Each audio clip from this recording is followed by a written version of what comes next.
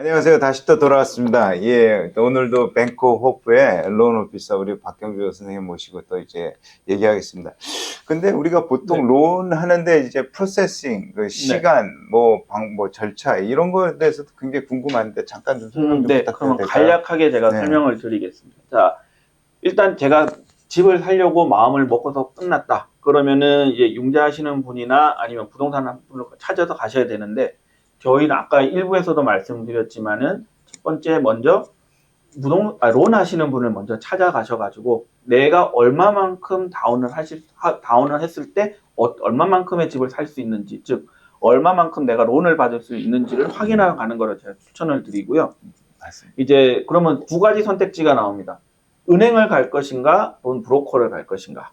이런 부분이 나오는데, 예, 굉장히 헷갈린 것 같아요. 뭐 은행으로 가야 그 은행에서 가면 왠지 좀 까다로운 것 같고, 이제 론 브로커를 찾아가면은 조금 편한 것 같고, 뭐 그런 느낌이 저는 받아요. 그냥. 그런데 편하게 좀 한번 설명해 주시면. 이거는 이제 전 두 군데 다 생활을 했었고, 네. 그다음에 이제 실질적으로 우리 이전에 론 이제 프로그램 컨포밍이나 FHA 같은 경우 이거를 이제 어플라이 한다고 가정을 했을 때 그 리퀘어먼트 하는 서류 내용은 똑같습니다.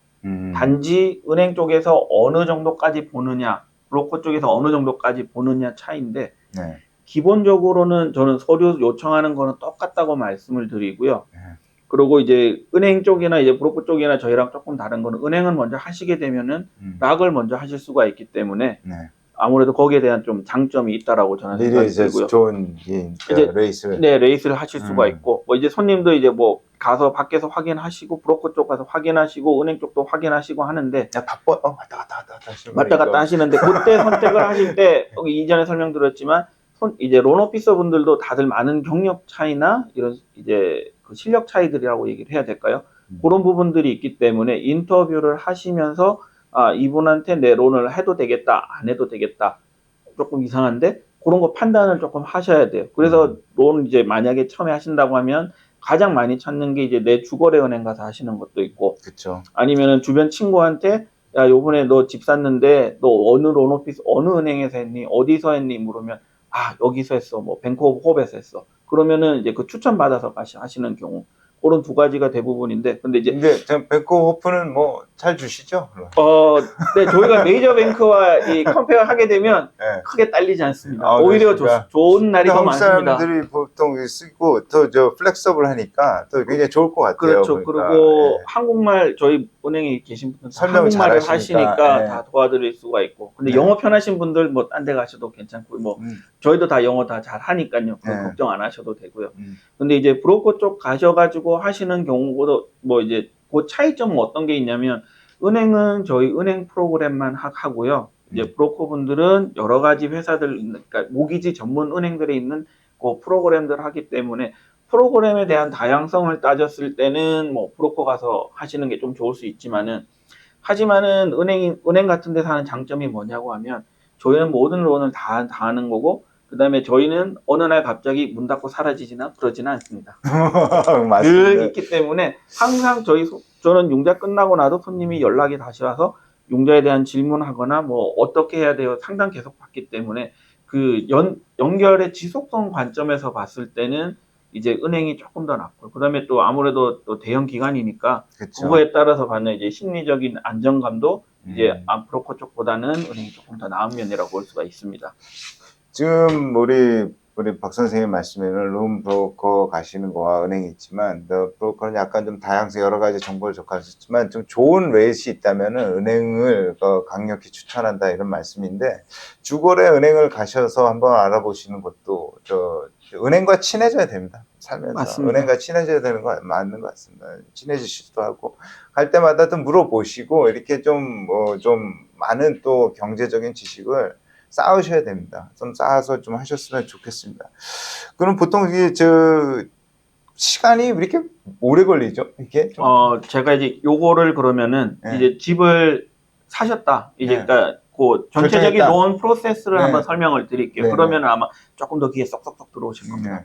자, 이제 융자는 저를 만나가지고 이제 융자가 뭐 한 80만 불까지 되고 다운은 20만 불에서 내가 100만 불짜리 집을 살 수 있다라고 돼서 네. 우리 크리스 사장님 통해서 집을 사셨습니다. 그러면은 사셨습니다.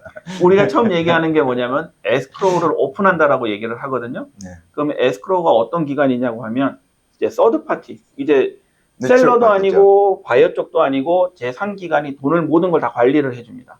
그러면은 그 에스크로우가 열리면은 제일 처음 하셔야 될 게 이제 바이어로서 어니스트 머니라고 아 내가 집 살 진짜 의향이 있어라고 보여주는 건데 보통 집값의 한 3% 정도를 먼저 와이어를 해드려야 되고요. 이제 그쪽 에스크로우에 보내고 그러면은 이제 모든 론 절차가 시작된다고 보시면 됩니다. 그러면은 이제 융자하는 은행 쪽에서 어플리케이션을 그 전에 이제 다 받고 그렇죠. 그러고 난 다음에 저희가 이제 그 기본적으로 언더라이터한테 보내기 위해서 프로세싱 서류 준비를 합니다. 그 미리 론 오피서를 만나면 시간이 많이 세이브 되겠네요. 그렇죠. 왜냐면은 저희가 그 만약에 준비 시간을 다 해놨으니까. 프리 어프로브를 해놨으면은 이제 그 기간에 따라 다르지만은 중간에 업데이트된 자료들, 뭐 W2 받으시는 직장인들 분들은 뭐 페이스톱 저희가 한두 장 정도 더 요청을 드릴 거고, 아니면 달이 바뀌었으면 뱅크 스테이트먼트, 그러니까 클로징 펀드 오는 다운 페이먼트 오는 이제 그런 정도로만 요청을 하기 때문에 서류 준비 기간에서 훨씬 짧아지는 거죠. 편하시네요. 네. 그리고 이제 융자는 모든 게 이제 그 이전 설명드린 국가기관인 페니에서 정해놓은 가시 타임라인이 딱 있습니다. 그래요. 신청하게 되면은 저희가 3일 내로 디스클로저라는 걸 보내드리는데요. 그게 뭐냐고 하면 융자 너 어떻게 신청을 했어? 그러니까 나의 신청인으로서 바이어분의 2년치 모든 기록들이 들어갑니다. 인프로이먼트 기록, 인컴 기록, 그다음 뭐 뱅크 스테이트먼트 뭐 그런 기록들 다 들어가게 되고요. 그다음에 융자를 하게 되면은 우리가 소셜 오피스 연락해가지고 소셜 시큐리티 넘버 맞는지 확인할 거야. IRS에 연락해서 텍스 리포트 준 거 확인할 거야. 그리고 집 사게 되면 융자 받으니까 너 보험 들어야 돼. 그런 부분들 다 문서로 확인하는 걸 저희 디스클로저라고 하거든요. 그게 신청하면 3일 뒤에 나가고요. 그러고 나면 저희가 이제 은행에서는 어떤 걸 하냐고 하면 어프레이저를 보냅니다. 감정이죠? 감정 보내서 이제 그분이 그 사는 집이 1밀리언짜리 계약한 집이 1밀리언에 대한 가치가 있느냐 없느냐 확인을 할 거고요. 네.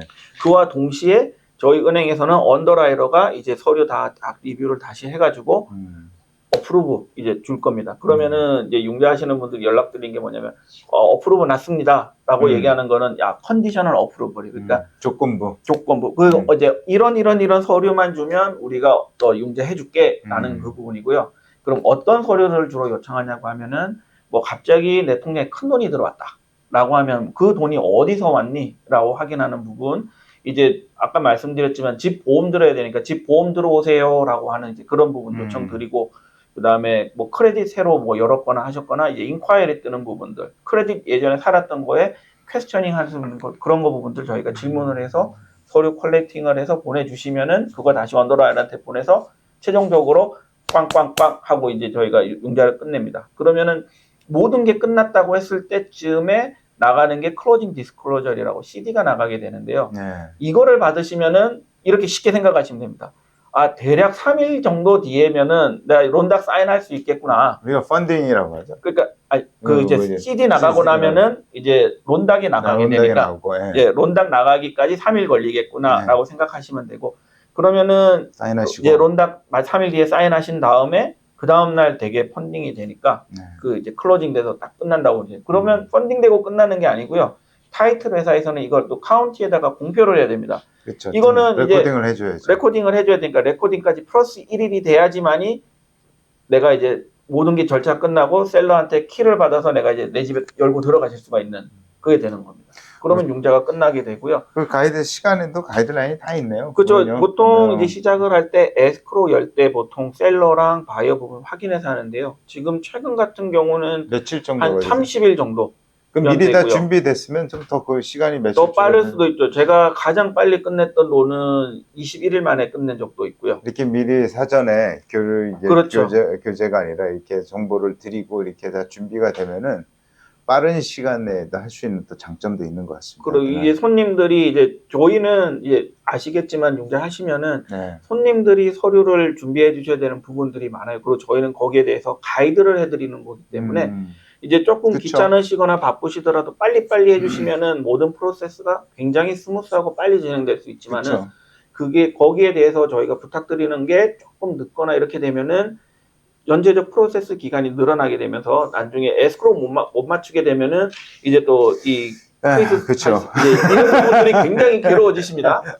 그렇기 아니, 때문에 뭐 CD 나왔다, 뭐 그 이제 뭐 다 됐다 그러면 기분 너무 좋습니다. 그냥 다 거의 끝나가는 무렵이니까. 그러니까 이제 감사하죠. 서류가 네. 리ኳ어먼트 많더라도 잘 도와주시고 그 항상 여쭤봐가지고 왜 이게 필요해요? 뭐 때문이에요? 네. 이 피드백 받으셔가지고 이해를 받으시는 게 좋습니다. 그렇지 않으면은 손님도 왜 내가 다 줬는데 이게 또 줘야 돼라고 얘기를 하시는 거니까요. 그렇죠. 그러니까 집을 사시기 전에 먼저 자기 재정, 아까도 말씀드렸듯이 이렇게 그 은행이랑 이렇게 먼저 론 오피서들이랑 얘기를 해서 준비를 해갖고 그 맞는 금액을 잘 찾아다니시면 전혀 문제가 없습니다. 그냥 뭐 그 가격에 펀딩도 잘 되고 뭐 다 좋습니다. 근데 꼭 우리가 보면은 네. 20%를 다운하는 게 좋냐 안 좋냐 뭐 그런 게 있습니다. 보통 맞습니다. 손님분들한테 저는 20%를 다운하면 좋습니다. 론인 하는데 좀 유리하고 좋습니다. 이렇게 하는데 그 차이점이 좀 큰가요? 이제 아까 이 요업 시간에 잠깐 설명드렸지만 이제 컨벤셔널 론 같은 경우 미니멈 다운이 5%고요. 네. 그다음에 20% 이상을 보통 이제 리ኳ이한다고 많이 들으셨을 거예요. 네. 그게 왜 그러냐고 하면은 통계적으로 봤을 때 내 집에 대해서 20%를 내고 된 사람들이 이제 포클로저 집을 모기지 못 내는 사람들의 비율이 거기서 많이 차압이 안 된다는 네, 거죠? 그렇죠. 계속 꾸준하게 돈을 낸다는 거죠. 그래서 20% 다운을 하라라고 보통 많이들 하고요. 만약에 나는 돈은 20% 다운할 돈은 안 되지만 그래도 난 집을 사야 되겠다라고 하면은 대신에 뭐를 저희가 더 추가로 요청드리냐고 하면 모기지 인슈어런스라는 걸 요청을 드려요. PMI라고 하죠? PMI. 네. 네, 맞습니다. 그러면은 그 모기지 인슈어런스를 들어오셔가지고 이제 페이먼트를 하시면 됩니다. 그러다가 20%가 되는 시점이 되면은 은행에다 연락하셔가지고 이거 웨이브 할 수 캔슬해줘라고 하면은 그때 리퀘스트를 받으면 캔슬을 하고요. 그것도 300, 400불, 500불씩 하죠. 금액에 따라 다른데요. 그러니까 이제 집 전체 얼마만큼 사서 론이 얼마가 되고 내가 다운을 5% 하느냐, 10% 하냐, 15% 하느냐 그 차이인데요. 지금 같은 경우에 지금 시점에서 봤을 때는 20% 다운 이상 하시는 분도 많이 계시겠지만은 뭐 적게 하시는 분들도 지금 뭐 선택의 문제니까요. 그러니까 뭐 한 예를 들어 10% 다운을 하신 다음에 네. 그 나머지 10%는 내가 예비비로 가지고 있다가 뭐 다른 뭐 몇 년 뒤에 인베스트 하기 위해 쓰겠다든지 그런 식으로 생각을 하셔서 하시는 분들도 주변에는 계십니다. 그럼 옛날에 집을 뭐 이렇게 네. 샀는데 자산 가격이 집값이 올라서 네. 그 20%보다 더 나아졌을 때는 그러면 그것도 좀 PMI를 뺄 수도 있는 거네요. 그러니까 그거 처음에 하시게 되면은 처음에 몇 년 동안 그러니까 그 모기지 인슈런스 내는 기간을 설명이 돼 있습니다. 그 네. 론 에스티메이션이나 CD에 다 나오는데요. 네. 처음에 기간 동안에는 페이먼트가 원금이자 그다음에 프로퍼티 텍스, 인슈런스, 모기지 인슈런스 해가지고 예를 들어서 2,000불이다 라고 했다가 8년 뒤에도 모기지 인슈런스가 없어지면 그 부분을 빼고 8년째부터는 너 페이먼트가 1,900불이 될 거야 라고 이렇게 설명이 다 되어 있습니다. 아, 그렇습니까? 그러니까 그 기간을 보시고 내가 중간에 원금을 추가로 계속 더 내셨다. 아니면 원금 근데 20% 넘어갔다. 20% 넘어가거나 했을 때라고 하면은 중간에 은행에 연락하셔가지고 이거 없앨 수 있니? 라고 확인해 보면 거기서 얘기를 해줄 겁니다. 혹시 넘으신 분들 있으면 연락하셔서 빼십시오. 그것도 굉장히 또 맞습니다. 이제 뭐 불필요한 돈인데 그 내시고 또 이제 절약하시는 것도 좋은 방법인 것 같습니다. 그러면은 리파이낸싱에 대해서 잠깐. 그래 저는 이제 이거를 어떻게 설명드리냐고 하면요. 예, 저도 그래요. 지금 제가 볼 때 뭐 1년에서 한 30년 고정으로 하면은 한 10년 정도는 이자를 많이 내고 그러는데 맞습니다. 다시 또 리파이낸싱 하면 다시 시작하지 않나 뭐 이런 생각이 들어서 하여튼 좀 여쭤보고 싶었어요. 네, 이제 여러 가지 사람들마다 조금 생각이 다른데요. 네. 리파이낸스는 하실 수 있으면은 저는 추천을 드리고요. 왜냐하면은 리파이낸스 펄포즈는 두 가지가 있습니다. 첫 번째, 우리가 알다시피 내 지금 이자가 6%였는데 만약에 경제 상황이 조금 변동이 돼서 시장 내 마켓에 있는 이자가 예를 들어서 한 4%로 내려갔다 가정을 하게 되면은 나는 그 2%만큼 추가로 더 내야 되기 때문에 그게 아니라 재융자를 통해 가지고 4% 융자로 갈아타시게 되는 겁니다. 그렇게 되면은 페이먼트가 내려가게 되죠. 팬데믹 때 뭐 엄청 엄청 바쁘죠. 했었죠. 뭐 엄청 네. 다 바쁘죠. 요즘에 뭐 사람들 다 해서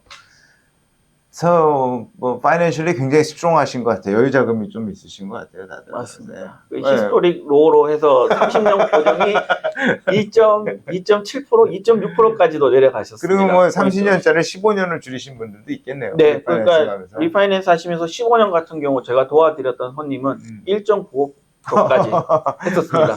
근데 그런 시기는 네. 다시는 보기는 조금 힘들 것 같고, 네. 근데 이제 이게 재용자, 그러니까 이자 낮추는 재용자 같은 경우 저는 항상 손님들한테 말씀드리는 게 뭐냐면 지금 현재 내가 내는 가지고 있는 이자에서 0.5%가 싸질 수 있다. 만약에 내가 지금 재용자 5.5% 한다라고 하면은 좀 고민을 해보시라라고 말씀을 드리고 0.625, 0.75 이상 낮출 수 있다 그러면은 무조건 하세요. 하시는 게 낫죠. 무조건 하세요. 네. 그렇게 설명드립니다. 그러면은 딱 페이먼트 계산하면은 당연히 차이가 보이는 거고요. 네.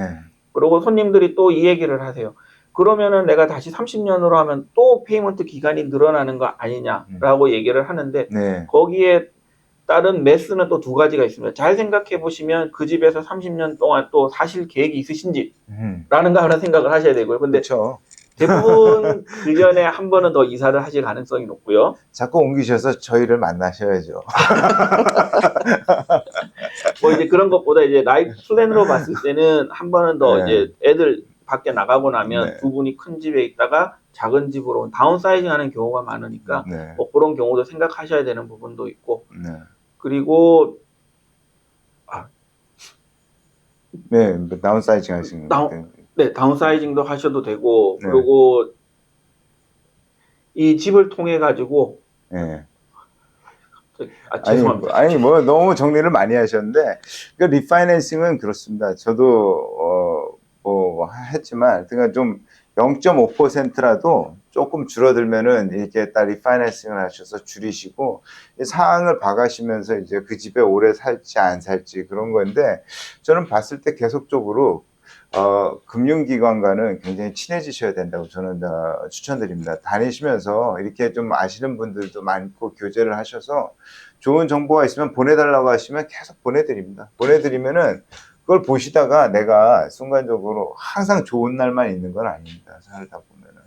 뭐 좋은 날만 있으면 뭐 좋겠죠. 근데 안 좋은 때도 항상 꼭 있습니다. 뭐 산이 높으면 골이 깊다고 올라갈 때 있으면 내려갈 때 있으면 그때는 금융기관에서 도움을 청할 때 오랜 신용을 갖고 하면은 또 도움도 받고 또 이렇게 또 빨리 행동을 할 수가 있으세요. 이렇게 우리가 찾아가는 게 아니라 다가오는 이런 또 서비스를 또 할 수 있으니까 그 점은 또 굉장히 또 좀 좋은 것 같습니다. 맞습니다. 아까 제가 네. 갑자기 생각하다가 갑자기 딱 사라진 기억이 내용이 뭐냐고 하면요.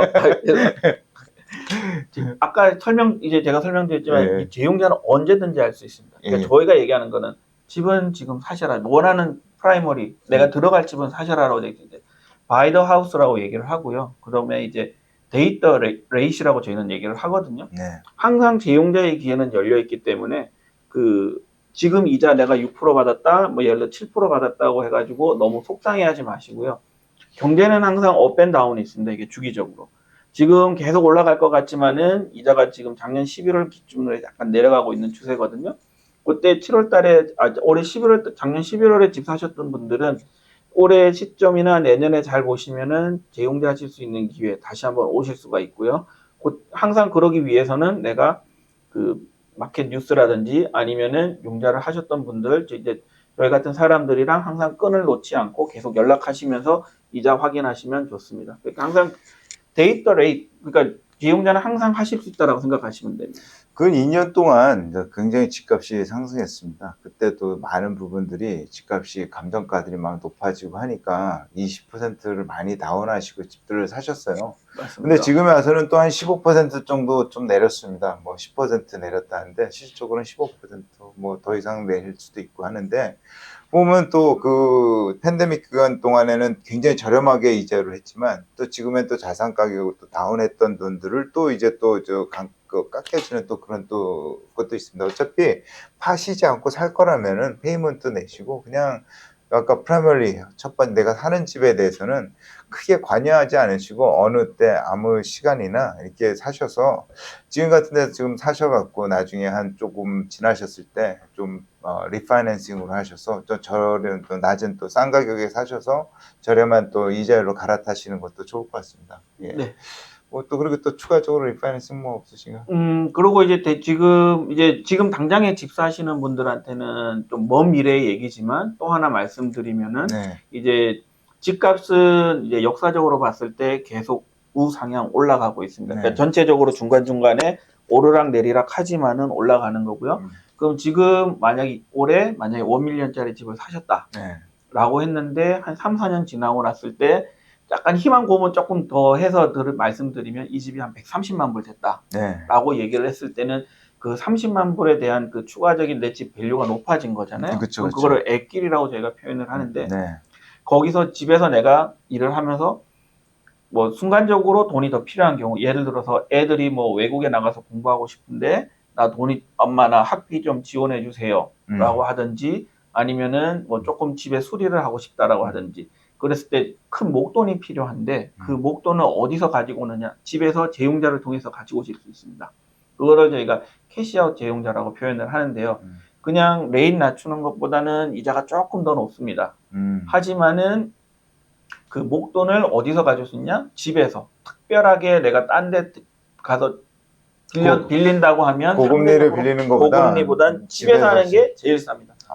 뭐 아시면 보시면 알겠지만 크레딧 카드 뭐 이자율 25%? 16%부터 시작을 하고요. 뭐 자동차도 해도 뭐 한 6%, 7%다 이렇게 그쵸. 하죠. 네. 뭐 비즈니스 하시는 분들 커머셜 하시는데 프라임으로 그 프라임으로 가시니까 그건 최소 8% 이상 생각을 하셔야 되고요. 하지만 집에서 뽑으시는 거 지금 캐시아웃 하셔도 6% 중반대로 가능하십니다.